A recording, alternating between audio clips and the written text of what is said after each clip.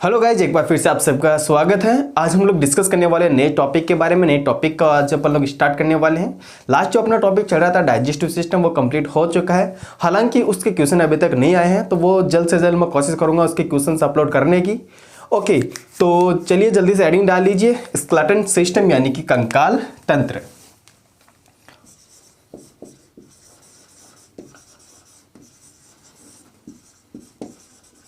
Skeletal system क्या बोलते हैं इसको हिंदी में? कंकाल तंत्र। समझना ध्यान से, कंकाल तंत्र। अच्छा, इसका क्या रोल होता है, क्यों जरूरी है हमारे बॉडी के अंदर, ये क्या काम करता है? तो बच्चों, कंकाल तंत्र जो होता है ये किस चीज के लिए हेल्प करता है अपनी बॉडी के अंदर? तो पहली बात तो ये अपनी बॉडी को एक फ्रेमवर्क प्रोवाइड करवाता है, एक ढांचा प्रोवाइड करवाता है।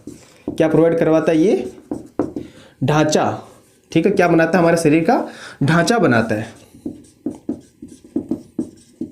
यानी कि अपनी बॉडी को ये शेप देता है, आकार देता है। अगर हमारे शरीर के अंदर ये हड्डियां नहीं होती तो क्या हमारा आकार ऐसा होता है? बिल्कुल नहीं होता।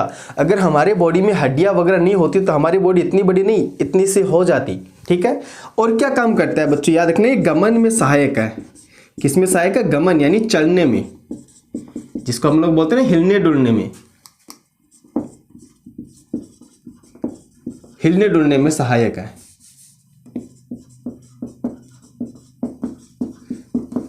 हड्डियां हमारे अंदर है तो अपन लोग चल सकते हैं, दौड़ सकते हैं, भाग सकते हैं, खेल सकते हैं, स्विम कर सकते हैं, डांस कर सकते हैं। अगर हमारे बॉडी में हड्डियां नहीं होगी तो क्या हम इतने कार्य कर सकेंगे? बिल्कुल भी नहीं कर सकेंगे। ठीक है ना, हड्डियां है तभी तो हम लोग चल सकते हैं। मान लो अगर कोई हड्डियां टूट जाती है, या हमारे इस पैर की या एक पैर की जो हड्डी है वो कंप्लीटली हट गई, टूट गई, कचरा हो गया, तो क्या हम चल पाएंगे? बिल्कुल भी नहीं चल पाएंगे। हमारे हाथ की हड्डी फ्रैक्चर हो जाती है तो क्या हम हाथ को ऊपर उठा पाएंगे? नहीं उठा पाएंगे। तो मोमेंट एंड लोकोमोशन के लिए हड्डियां बहुत बहुत ज्यादा जरूरी होती है। तो बच्चों, ये भी अपन को याद रखना है। सेकेंड थिंग, अगर अपन इसकी बात करें तो जितनी भी ऐच्छिक क्रियाएं होती है वो करने में सहायता प्रदान करती है। ऐच्छिक क्रिया के अंदर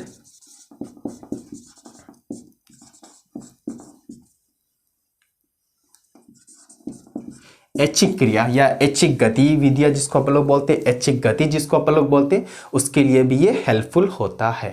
इतना क्लियर हुआ अच्छे से? शरीर का ढांचा बनाता है, गमन के लिए सहायक होता है, ऐच्छिक क्रिया के लिए सहायक होता है।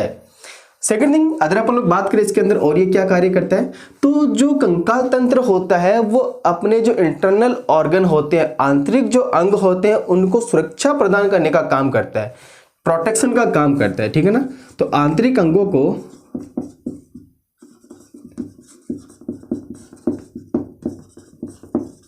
सुरक्षा,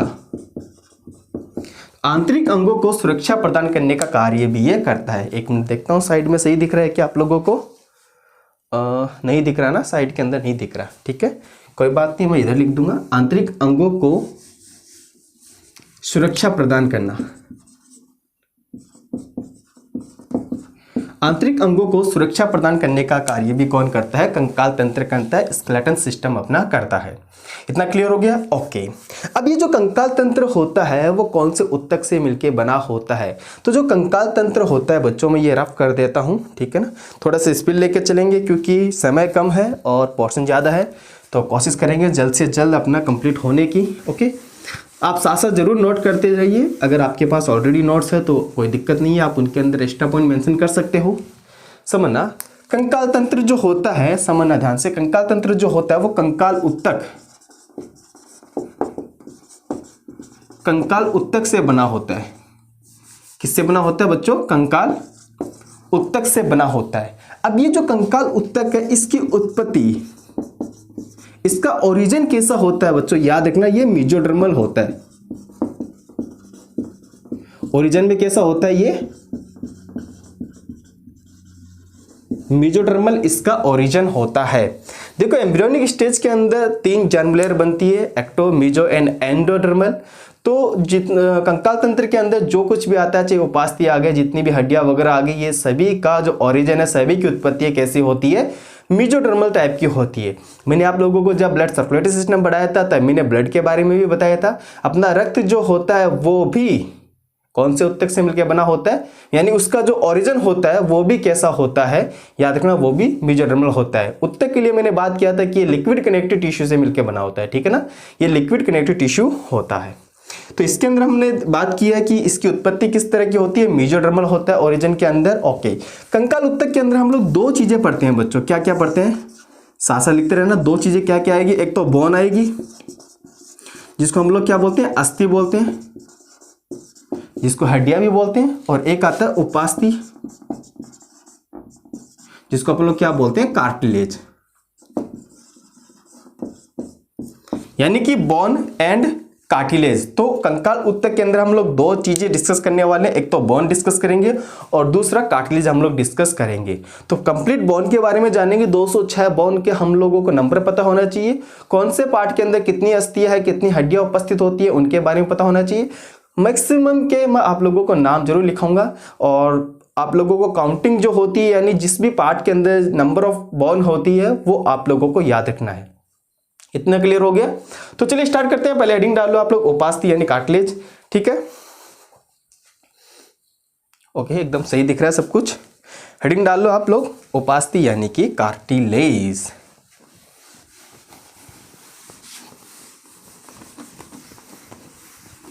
तो कंकाल तंत्र के बारे में आप लोगों को पता चल गया भैया, ये अपनी बॉडी को एक फ्रेमवर्क प्रोवाइड करवाता है, एक ढांचा प्रदान करता है, ठीक है। हिलने डुलने के लिए रिस्पॉन्सिबल होता है, आंतरिक अंगों को सुरक्षा प्रदान करता है, ठीक है, जो कि कंकाल उत्तक से मिलकर बना होता है। और इसके अंदर हम लोग दो चीजें पढ़ते हैं, कौन कौन सी, एक तो कार्टिलेज और दूसरी बोन। कार्टिलेज जिसको हम लोग उपास्थि बोलते हैं, बोन जिसको अपन लोग अस्थि बोलते हैं, जिसको हड्डियां बोलते हैं। तो पहले अपन लोग बात करेंगे उपास्थि के बारे में। उपास्थि, इसको अपन लोग क्या बोलते हैं, कार्टिलेज। उपास्थि बोल दो, या इंग्लिश में इसको क्या बोलते हैं, कार्टिलेज। उपास्थि जो होती है समझना, ये विशेष प्रकार के कोशिका से मिलकर बनी होती है, ठीक है ना, विशेष प्रकार की कोशिका।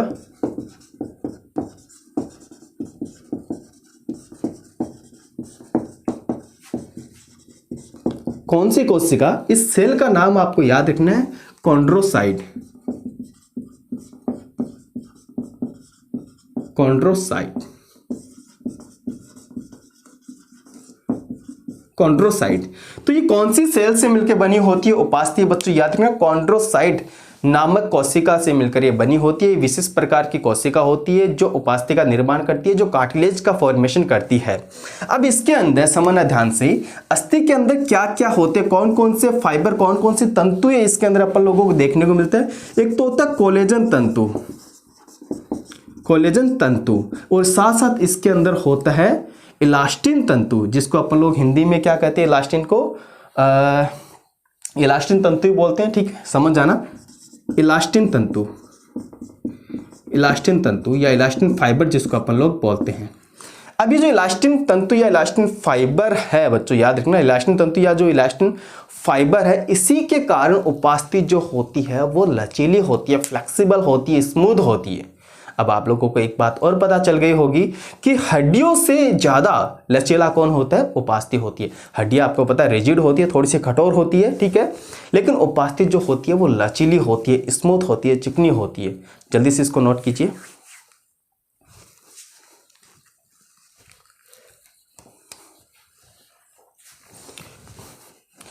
क्लियर हुआ इतना? ठीक है, समझना ध्यान से। इलास्टिन तंतु के कारण मैंने अभी क्या बताया, इलास्टिन तंतु के कारण ही उपास्थि कैसी होती है, चिकनी व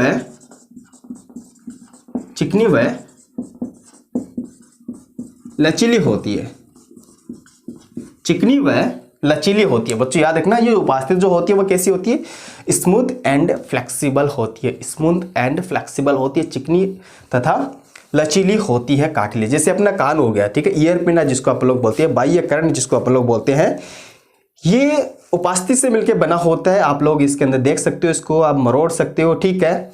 तो ये उपास्थि से मिलकर बना होता है, इसका मतलब ये क्या है, अभी लचीला ही तो है। टिप ऑफ नोज की बात करते हैं आप लोग, यहाँ पर भी आप लोग देख सकते हो, ये भी उपास्थि से मिलकर बना होता है और ये भी कैसा है, लचीला है, फ्लेक्सिबल है। इतना क्लियर हो गया? ओके। अब इतना हमको पता चल गया कि विशेष प्रकार की कोशिका कॉन्ड्रोसाइट से मिलकर बनी होती है। कई दफा आप लोगों को पूछ सकता है कि उपास्थि के अंदर कौन सी प्रोटीन होती है, कौन सी प्रोटीन होती है। तो बच्चों याद रखना, इसके अंदर कौन सी प्रोटीन होती है? कॉन्ड्रिन प्रोटीन होती है। कॉन्ड्रिन प्रोटीन, कौन सी प्रोटीन आप लोगों को याद रखनी है? Chondrin protein. It's very very very very important बच्चों, यहां पर आप लोग स्टामा कर लेना। कॉन्ड्रिन प्रोटीन, उपास्थि में कौन सी प्रोटीन? कॉन्ड्रिन प्रोटीन होती है। इतना क्लियर हो गया? ठीक है। नेक्स्ट हम लोग बात करते हैं इसका ओरिजिन भी कैसा होता है, उत्पत्ति भी देख लेते हैं इसकी। इसकी उत्पत्ति भी कैसी होती है? मेसोडर्म टाइप की होती है, मेसोडर्मल होती है ये भी उत्पत्ति में। इतना क्लियर हुआ? ठीक है। नेक्स्ट हम लोगों ने बात की थी अभी, जो मैं अभी वापस से नोट कर देता हूं, कि उपास्थि जो होती है वो हड्डी से ज्यादा लचीली होती है। याद रखना, उपास्थि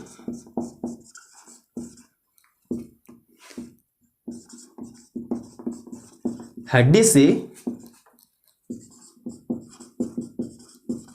लचीली होती है।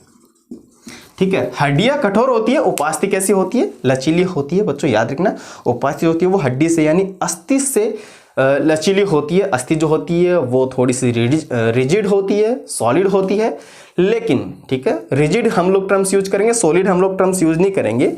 कठोर बोल सकते हैं। सॉलिड यानी का मतलब क्या होता है? पूरा भरा हुआ। लेकिन अपनी हड्डियां जो होती है वो पूरी फुलफिल नहीं रहती है, अंदर से होलो होती है, अंदर से खोखली होती है। ठीक है ना, उसमें पोर होते हैं, छिद्र होते हैं। ठीक है, लेकिन अपन लोग कठोर थोड़ा बोल सकते हैं इसके अंदर। तो उपास्थि जो होती है वो हड्डी से लचीली होती है। ये सारे पॉइंट क्लियर हो गई। अब इसके अंदर क्या खास बात हम लोगों को याद रखना है? उपास्थि जो होती है वो कौन सी कोशिका से मिलकर बनी होती है? कॉन्ड्रोसाइट सेल से मिलकर बनी होती है। कॉन्ड्रोसाइट के अंदर कौन सी प्रोटीन होती है बच्चों? याद रखना, कॉन्ड्रिन प्रोटीन, जिसके अंदर कार्टिलेज का ये फॉर्मेशन करते हैं। उपास्थि का उत्पत्ति कैसी होती है? उपास्थि की मेसोडर्मल टाइप की होती है, और इसके अंदर कोलेजन फाइबर प्लस इलास्टिन तंतु होते हैं, इलास्टिन फाइबर होते हैं। इलास्टिन तंतुओं के कारण ही ये ज्यादा फ्लेक्सिबल होती है, ये ज्यादा लचीली होती है बच्चों, याद रखना। तो ये सारे इंपॉर्टेंट पॉइंट हो गए जो किससे रिलेटेड हो गए? उपास्थि से रिलेटेड हो गए हैं। एग्जाम्पल आप लोगों को याद रखना, बाह्य कर्ण, जिसको आप लोग ईयर पिन्ना बोलते हैं। ठीक है, बाह्य कर्ण, ईयर पिन्ना।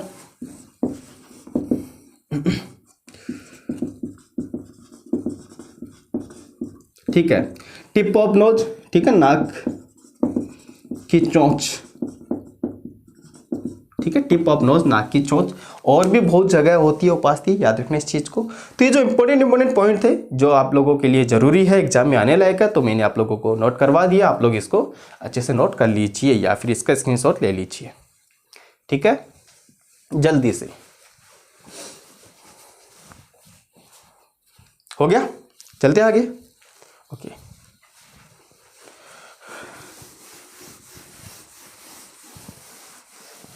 हेडिंग डाल लो अभी, बोन यानी अस्थि। ठीक है, बोन यानी अस्थि, जिसको आप लोग हड्डी बोलते हैं। हेडिंग डाल लीजिए।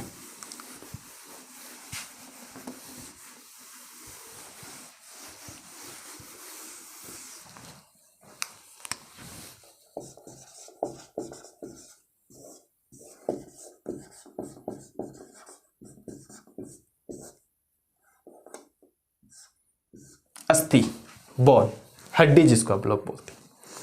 देखो फर्स्ट ऑफ ऑल तो इसके अंदर हम लोगों को याद रखना होगा, देखो बोन के अंदर हम लोग जो सेल के नाम पढ़ते हैं ना, जैसे ऑस्टियोसाइट, ऑस्टियोक्लास्ट, ऑस्टियोब्लास्ट, बच्चे इन तीनों के अंदर बहुत ज़्यादा कंफ्यूज हो जाते हैं। तो आज मैं तीनों शब्द आप लोगों को कवर करवाऊंगा अच्छे से, और आपका जो भी कंफ्यूजन है वो दूर हटवाऊंगा। ठीक है, सेकंड थिंग बात करते हैं बोन। ठीक है, बोन जो टर्म्स आता है, अगर हम लोग इसकी स्टडी से रिलेटेड बात करें, जो कि क्वेश्चन आया हुआ है, स्टडी ऑफ बोन क्या कहलाता है? ऑस्टियोलॉजी। स्टडी ऑफ बोन यानी कि हड्डियों के अध्ययन को क्या बोलते हैं बच्चों? हम लोग ऑस्टियोलॉजी बोलते हैं।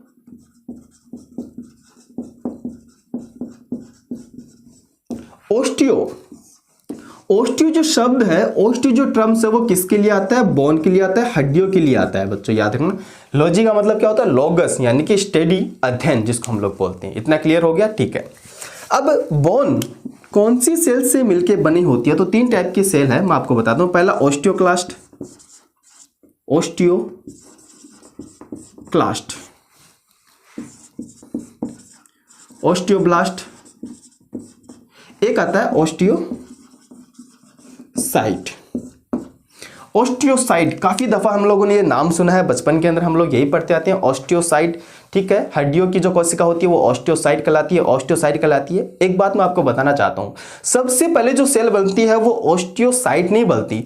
ऑस्टियोसाइट जो कोशिकाएं होती है वो परिपक्व कोशिका को बोलते हैं। हड्डियों की परिपक्व कोशिका कौन सी होती है? ऑस्टियोसाइट होती है। लेकिन इससे पहले ये जो कोशिका होती है वो कौन से कोशिका से मिलकर बनी होती है, ये भी आप लोगों को पता होना चाहिए। तो ऑस्टियोब्लास्ट से आगे जाकर ऑस्टियोसाइट का निर्माण होता है।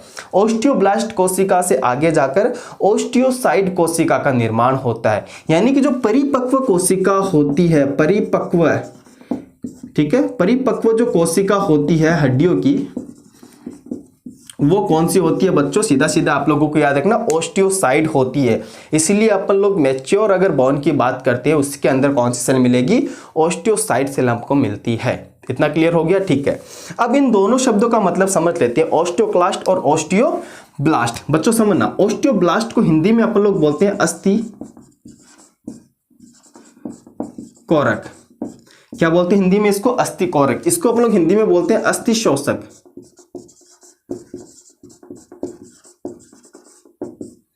अस्थि कोरक और अस्थि शोषक। अस्थि कोरक का मतलब क्या होता है? बोन का फॉर्मेशन या सिंथेसिस ऑफ बोन। ठीक है, हड्डी का संश्लेषण या हड्डी का निर्माण करना।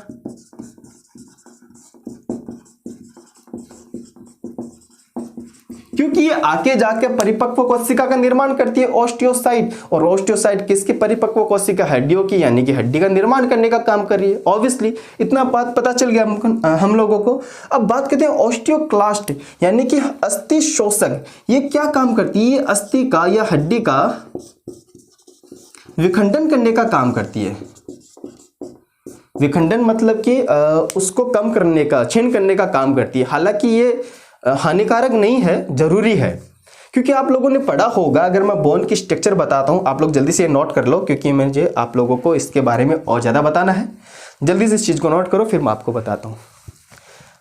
नीचे दिख रहा होगा, एक मिनट मैं चेक कर लेता हूं ताकि मैं नीचे डायग्राम बना दूं। नहीं दिख रहा? ठीक है, कोई दिक्कत नहीं है। हड्डी का विघटन यानी कि अस्थि शोषक, ठीक है ना। हड्डी का विघटन यानी इसके अंदर जो सेल हो रही है वो क्षीण हो रही है, निकल रही है, ठीक है ना। और इसके अंदर सेल बन रही है, अस्थि का निर्माण, इसमें बोन का फॉर्मेशन होता है जो आगे जाकर मैच्योर सेल का निर्माण करते हैं, जिसको अपन लोग क्या बोलते हैं? ऑस्टियोसाइट बोलते हैं। तो यहां पर मैं एक डायग्राम बना रहा हूं बोन का।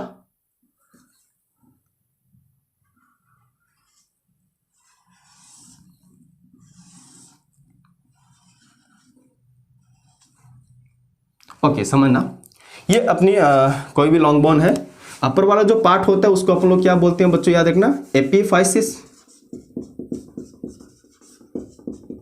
Epiphysis plate. बीच वाले को हम लोग बोलते हैं डायाफाइसिस प्लेट, और यहां पर जहां से ये दोनों ज्वाइंट हो रखे होते हैं इसको अपन लोग बोलते हैं मेटाफाइसिस प्लेट। ठीक है, मेटाफाइसिस प्लेट हम लोग इसको बोलते हैं। पढ़ा होगा कभी ना कभी, और कोई दिक्कत नहीं, अगर नहीं पढ़ा तो आप लोगों को जो याद रखना है वो क्या है? बीच में होती है इसके कैविटी, गुहिका होती है। बीच में क्या होती है? इसके कैविटी यानी गुहिका होती है। इसका नाम हम लोगों को याद रखना, इसको अपन लोग बोलते हैं मज्जा गुहिका। क्या बोलते हैं इसको अपन लोग? मज्जा गुहिका, ठीक है ना। मेरो कैविटी, मज्जा गुहिका हम लोग इसको बोलते हैं। अब ये जो मज्जा गुहिका होती है, मेरो कैविटी होती है, कहां पर प्रेजेंट होती है? तो लॉन्ग बोन के अंदर जो कैविटी हो जाती है, किसके कारण बन रही है? ये इसी के कारण बन रही है, ऑस्टियोक्लास्ट, हड्डी का विघटन। यानी सेंटर के अंदर ये इसको थोड़ा सा हॉलो कर देती है, खोखला सा कर देती है, जो किसका निर्माण करती है? कैविटी का निर्माण कर देती है। किसके कारण बन रही है मज्जा गुहिका? इस सेल के कारण बन रही है, ऑस्टियोक्लास्ट के कारण ये बन रही है। अब पता चल गया ना क्या रोल है इसका? ओके, अब इसके अंदर बात करते हैं हम लोग बोन मेरो की बात करते हैं। मैं सारा रफ कर दूं, बोन मेरो की हम लोग बात करते हैं इसके अंदर, ठीक है ना। अस्थि मज्जा की हम लोग बात करते हैं। तो दो तरह की अस्थि मज्जा होती है, आप लोगों ने पढ़ा भी होगा। एक होती है रेड बोन मेरो और एक होती है येलो बोन मेरो, जिसको हम लोग पीली अस्थि मज्जा बोलते हैं, ठीक है ना। हेडिंग डालो, अस्थि मज्जा।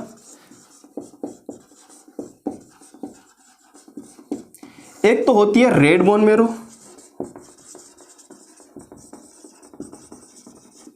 और एक होती है येलो बोन मेरो।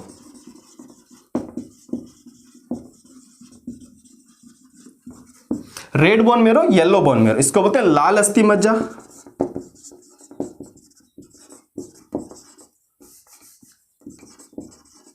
इसको बोलते हैं अपन लोग पीली अस्थि मज्जा।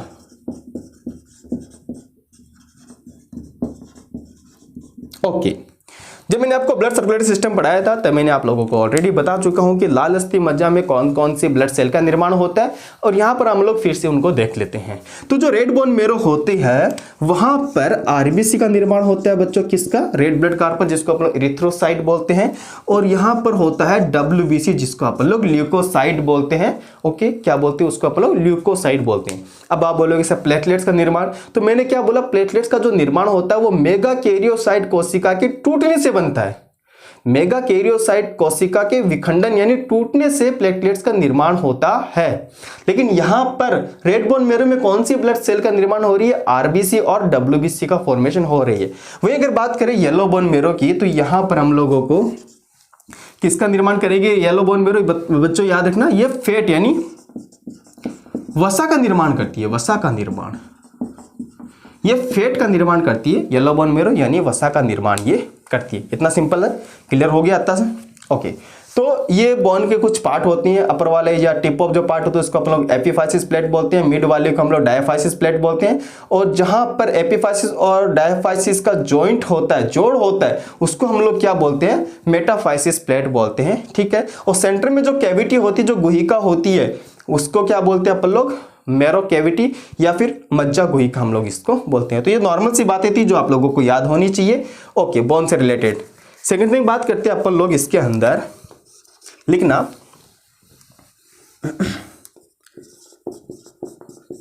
शरीर का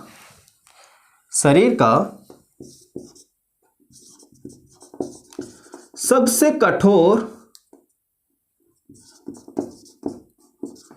कठोरतम उत्तक, शरीर का सबसे कठोरतम उत्तक क्या होता है? हड्डी होता है, बोन होता है शरीर का। अब आप लोगों के दिमाग में घंटी बजी होगी एनिमल को लेकर कि सर शरीर का सबसे कठोरतम भाग तो एनिमल होता है। मैंने उत्तक पूछा है, एनिमल टिश्यू थोड़ी है, वो तो भाग है। कठोरतम भाग पूछे तब हमको क्या बताना है? एनिमल बताना है। अगर कठोरतम उत्तक पूछे तब हम लोगों को क्या बताना है? हड्डी यानी कि बोन बताना है। तो कठोरतम उत्तक टिश्यू की बात आए तो क्या हो जाएगी? बोन हो जाएगी। और बोन जो होती है, हड्डी जो होती है, ठीक है, मैं यहां पे लिख रहा हूं, बोन जो होती है वो कठोर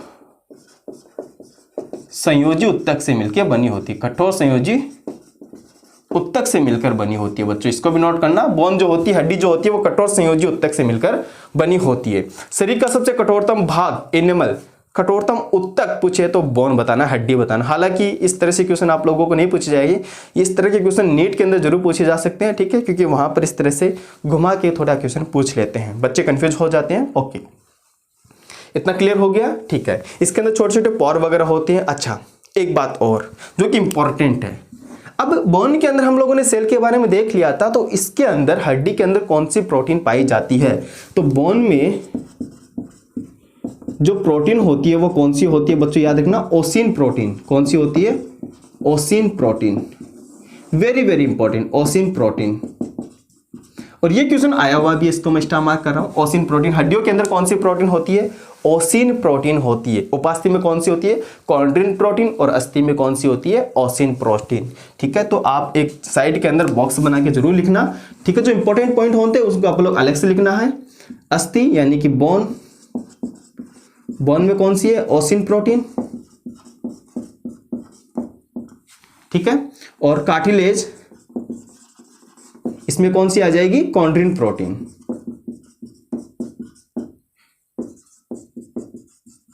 जल्दी से नोट करना बॉक्स के अंदर। देखो जो की पॉइंट होते हैं उनको थोड़ा सा हाईलाइट कर लिया करो, अलग से लिख लिया करो। बार बार लिखोगे कोई दिक्कत नहीं है, लेकिन आप उसको बार बार लिखोगे, बार बार पढ़ोगे तो बहुत जल्दी वो आप लोगों को याद भी होगा, लंबे समय तक वो याद भी रहेगा। तो बोन के अंदर कौन सी प्रोटीन होती है? Ossein protein. और कार्टिलेज में कौन सी प्रोटीन होती है? कॉन्टिनेंट प्रोटीन पाई जाती है। तो इतना क्लियर हो गया अच्छे से, ठीक है। और इसके अलावा मैं आपको बताऊं, बोन के अंदर इसमें कैल्शियम वगैरह होते हैं, फॉस्फेट वगैरह होते हैं, कोलेजन प्रोटीन जिसके अंदर हम लोगों ने बात की लिए ओसिन टाइप के प्रोटीन के अंदर होती है। तो ये सारी बातें किससे रिलेटेड हो गई? अपने हड्डी यानी बोन से रिलेटेड हो गई है।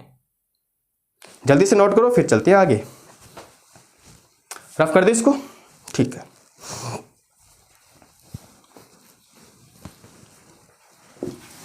अब बात करेंगे अपन लोग ह्यूमन स्केलेटन सिस्टम, मानव कंकाल तंत्र की हम लोग बात करेंगे। मानव कंकाल तंत्र के अंदर हम लोग समझेंगे भैया हमारे अंदर कितनी हड्डियां है, कौन से भाग में कितनी है, शिशु के अंदर कितनी होती है, अडल्ट के अंदर कितनी हो जाती है। ओके, तो उनकी हम लोग चर्चा करने वाले हैं।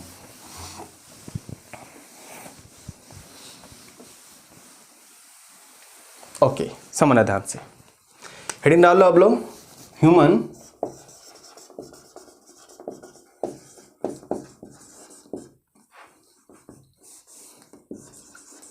स्केलेटल सिस्टम, मानव कंकाल तंत्र। मानव कंकाल तंत्र, ह्यूमन स्केलेटल सिस्टम, समझना ध्यान से। अगर हड्डियों की मैं बात करूं, देखो हड्डी और उपास्थि के बारे में ऑलरेडी हम लोगों ने बात कर ली है, ठीक है। अब यहां पर हम लोग बात करेंगे only and only human being की बात करने वाले हैं। तो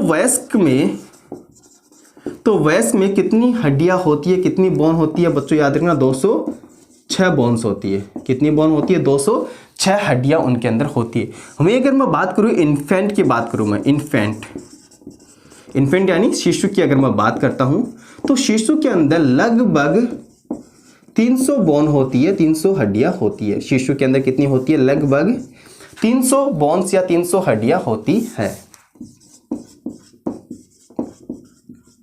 ठीक है। ये धीरे धीरे कम होगी, थोड़ा सा एज बढ़ेगा, शिशु से थोड़ा सा बड़ा होगा, 270, थोड़ा और बड़ा होगा, कम होते होते होते कितना आ जाएगा? 206 हड्डियों तक, यानी अडल्ट तक कितनी हड्डियां उनके अंदर हो जाएगी? 206 तक। क्योंकि जब स्टार्टिंग फेज होती है तब बहुत छोटी छोटी हड्डियां होती है, वो आगे जाके फ्यूज होती जाती है, जुड़ती जाती है और वो बड़ी हड्डी का निर्माण कर देती है। इतना क्लियर हो गया? ओके। तो नॉर्मली हम लोगों को याद रखना है वयस्क में कितनी हड्डियां होती है? 206 होती है, बट शिशु के अंदर कितनी हड्डियां होती है? लगभग 300 बोन होती है। क्लियर हुआ इतना? ओके। अब हम लोग बोन की बात करते हैं, तो हमारे शरीर के अंदर जो इनका अरेंजमेंट है हड्डियों का, वो 2 तरह से है। किस तरह से? 2 तरह से, समझना ध्यान से। 2 तरह से, कौन कौन सा टाइप? एक तो था axial skeleton, axial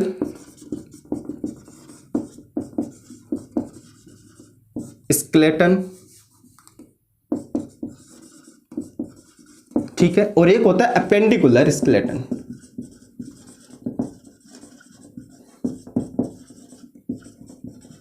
appendicular skeleton. Axial को हम लोग क्या बोलते हैं हिंदी में? अक्षीय कंकाल।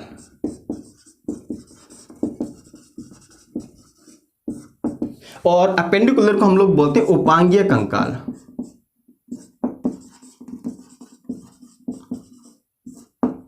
अक्षीय कंकाल और उपांगीय कंकाल। अब कई दफा क्वेश्चन तो यहीं से पूछ लेते हैं, भैया अक्षीय कंकाल में कितनी हड्डियां होती है, उपांगीय कंकाल में कितनी हड्डियां होती है, अक्षीय कंकाल में कौन कौन से पार्ट आते हैं बॉडी के जिनके अंदर हड्डियां उपस्थित होती है, और अपेंडिकुलर स्केलेटन यानी कि उपांगीय कंकाल में कौन कौन से बॉडी पार्ट आते हैं जिनकी हड्डियां इनके अंदर हम लोग इंक्लूड करते हैं। तो मोस्ट ऑफ जो पहला क्वेश्चन बनता है वो यहीं से क्वेश्चन ही बन जाता है। तो बच्चों याद रखना, जो एक्सियल या जो अक्षीय कंकाल होते हैं उसमें 80 बोन होती है। कितनी हड्डियां होती है? 80 हड्डियां होती है। बाकी 206 से जो रिमेनिंग बच गई कितनी? 126। तो वो किस में होती है बच्चों? याद रखना, उपांगीय कंकाल में होती है। 126 किन में हो जाएगी? अपेंडिकुलर स्केलेटन यानी कि उपांगीय कंकाल में हो जाती है। इतना क्लियर होगा? अच्छा, हम लोग बात करेंगे जो 80 बोन है, 80 जो हड्डियां है वो कौन कौन सी होती है। तो पहले मैं आप लोगों को एक आउटलाइन दे देता हूं कि इसके अंदर कहां कहां से हम लोग पढ़ने वाले, कौन कौन से बॉडी पार्ट्स इसके अंदर जो बोन है वो इंक्लूड किया गया है। एक्सियल मतलब एक्सिस, अक्ष, तो अपनी जो अक्ष के ऊपर जितनी भी हड्डियां आती है वो सभी इसके अंदर इंक्लूड है। अक्ष के अंदर देखेंगे तो ये अपनी स्कल वाला पार्ट आ गया, ठीक है, जिसमें क्रेनियम वगैरह आ गए, फेशियल बोन वगैरह आ गई, ईयर ऑसिकल्स वगैरह आ गए, ठीक है, हाइड वगैरह आ गया, फिर स्टर्नम आ गया, ये जो है ना ब्रेस्ट बोन जिसको बोलते हैं, स्टर्नम आ गया, पसलियां आ गई, रिब्स आ गई, और पीछे वाला जो वर्टिब्रल कॉलम हो गया, कशेरुक दंड जो हो गया, वो वाला पार्ट आ गया इसके अंदर, ठीक है। बाकी ये जो हाथ और पैर की हो गई, हिप बोन हो गई, अपनी जो शोल्डर बोन है वो हो गई, तो ये किस में आती है? अपेंडिकुलर स्केलेटन में आती है, उपांगीय कंकाल में आती है।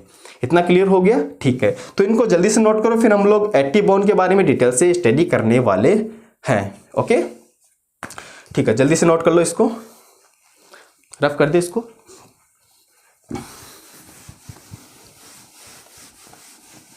समझना ध्यान से।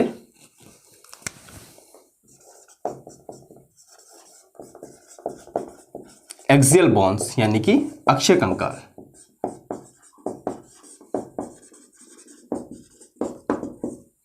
ओके, अक्षीय कंकाल कितनी हड्डियां इसके अंदर? 80 हड्डियां है। सबसे पहले बात करते हैं आप लोग इसके अंदर स्कल की। स्कल में कितनी आती है? 29। अच्छा, इसको मैं डिवाइड करके बताऊंगा, ठीक है। करोटी जिसको हम लोग बोलते हैं, खोपड़ी जिसको हम लोग बोलते हैं, उसमें 22 हड्डियां होती है, 6 ईयरोसिकल्स की हो जाएगी, एक हाइड होगी। हम लोग इनको अलग अलग डिवाइड करके पढ़ेंगे, अभी मैं सबको एक साथ पढ़ रहा हूँ, ठीक है, ताकि आप लोगों को मैं काउंट करवा सकूं कि 80 जो बोन है वो किस तरह से अरेंजमेंट है, किस तरह से हम लोग इसके अंदर इंक्लूड कर रखे हैं। तो स्कल के अंदर कितनी आ गई? 29 आ गई। इतना क्लियर हो गया? ठीक है। बाकी बात करें अपन लोग कशेरुक दंड, जिसको अपन लोग क्या बोलते हैं? वर्टिब्रल कॉलम बोलते हैं, उसमें कितनी हो गई? 26 यानी कि 26 हड्डियां आ गई। ओके, पसलियां, रिब्स जिसको बोलते हैं, उसके अंदर 24 आ गई। बाकी बात करें, एक क्या है? उरोस्थी, जिसको अपन लोग स्टर्नम बोलते हैं, उरोस्थी, ये कितनी होगी? 1 हो गई। तो जल्दी से इनको काउंट कर लो, समझते ध्यान से। देखो 26 और 24 कितने हो गई? 50 ये हो गई, ठीक है। 29 और 1 क्या हो गया? 30, और 50 और 30 कितने होते हैं? 80 हो गई हैं।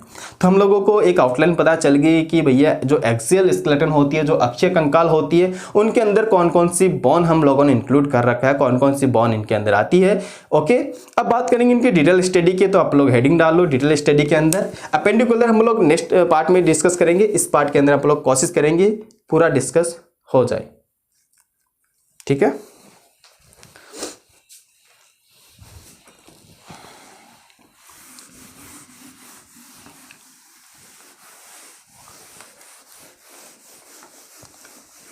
चलिए 206 हड्डियां याद करते हैं भैया, 206 हड्डियां याद करते हैं, समझना ध्यान से।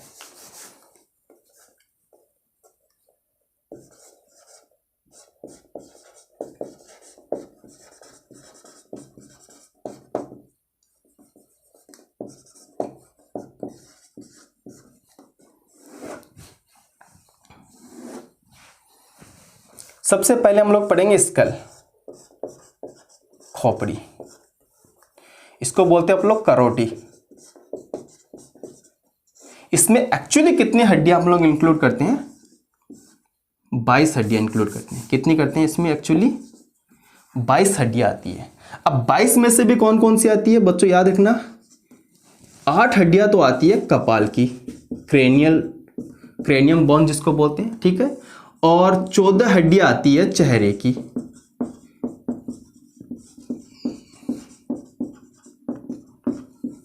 8 हड्डियां कौन सी आ गई? कपाल की आ गई, ठीक है। ये जो अपने ब्रेन बॉक्स बनाती है, 8 हड्डियां जो है वो क्या बना रही है? ब्रेन बॉक्स का निर्माण कर रही है, जिससे अपना जो मस्तिष्क का उसको प्रोटेक्शन देने का काम कर रही है। इसको अपन लोग क्या बोलते हैं? कपाल बोलते हैं, ठीक है। इसमें कितनी हड्डियां आ गई? 8 हड्डियां आ गई। बाकी 14 हड्डियां कौन सी आ गई? अपने फेशियल बोन आ गई। चेहरे की जो हड्डियां होती है वो कितनी है? 14 हड्डियां आती है। तो यहाँ से डायरेक्टली क्वेश्चन बन जाता है, अपने चेहरे में कितनी हड्डियां होती है? 14 हड्डियां होती है। अपने कपाल में कितनी अस्थियां होती है? 8 हड्डियां होती है। तो नॉर्मली आपको सारे इस तरह से क्वेश्चन जो बनते हैं वो सारे आप लोगों को याद रखने हैं। अच्छा, मैं आप लोगों को बता देता हूँ कपाल के अंदर 8 हड्डियां कौन कौन सी है। हालांकि आपके लेवल का तो इतना है नहीं है, लेकिन मैं आप लोगों को बता देता हूँ। ये जो सामने वाली जो हड्डी दिख रही है, ये सिर्फ एक हड्डी है, इसका नाम है फ्रंटल। क्या बोलते हैं इसको अपन लोग? फ्रंटल बोलते हैं, ठीक है। ये जो 2 हड्डियां है, ठीक है, कान के पास वाली, इधर जो 2 हड्डियां, इसको अपन लोग क्या बोलते हैं? टेम्पोरल। टोटल कितनी हो गई? 3 हो गई, ठीक है। इनको अपन लोग बोलते हैं पैराइटल, ये भी 2 हड्डियां हैं, तो कितनी होगी? 5 हो गई। एक पीछे की साइड है जिसको अपन लोग ऑक्सीपिटल बोलते हैं, कितनी हो गई? 6 हड्डियां हो गई। अब जो 2 हड्डियां है वो अंदर की साइड है, एक है स्फेनोइड अस्थि और एक होती है एथमोइड बोन, ठीक है, एथमोइड अस्थि होती है। स्फेनोइड अस्थि का नाम आप लोगों ने पहले सुना होगा, स्फेनोइड बोन का नाम आप लोगों ने पहले सुना होगा।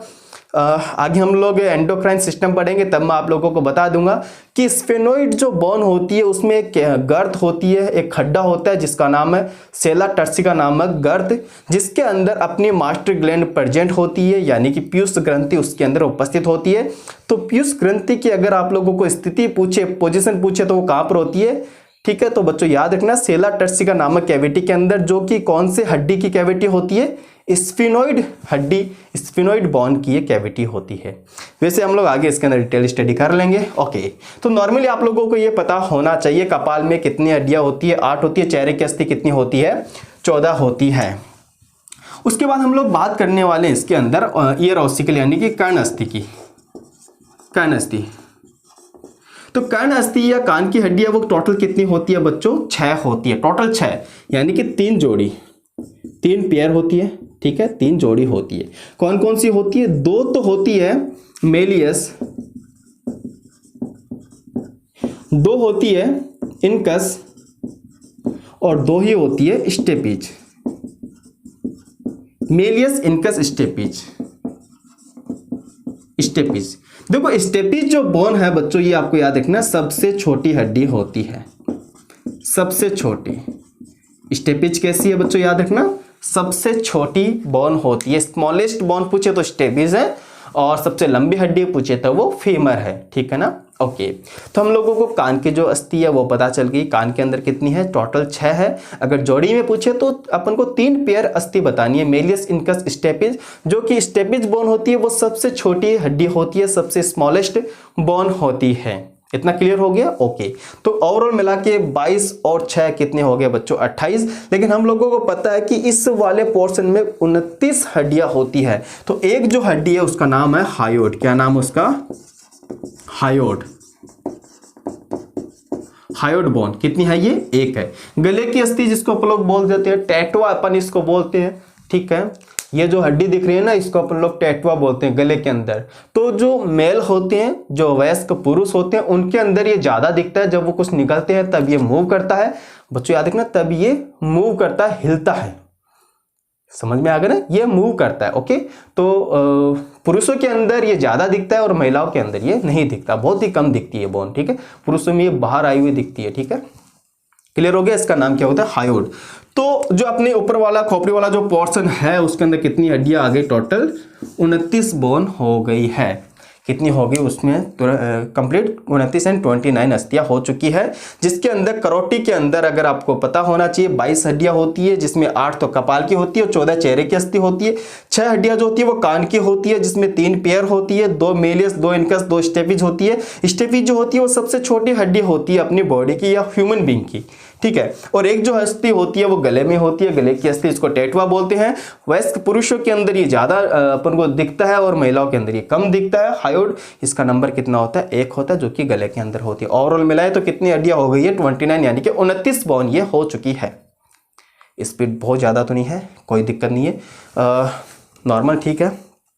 ओके, नेक्स्ट हम लोग बात करते हैं इसके अंदर अक्षय कंकाल के बारे में। पता चल गया आप लोगों को कितनी हड्डियां आ गई इसके अंदर? 29 तो आ गई। टोटल हम लोगों को पढ़ना है 80 इसके अंदर। ओके,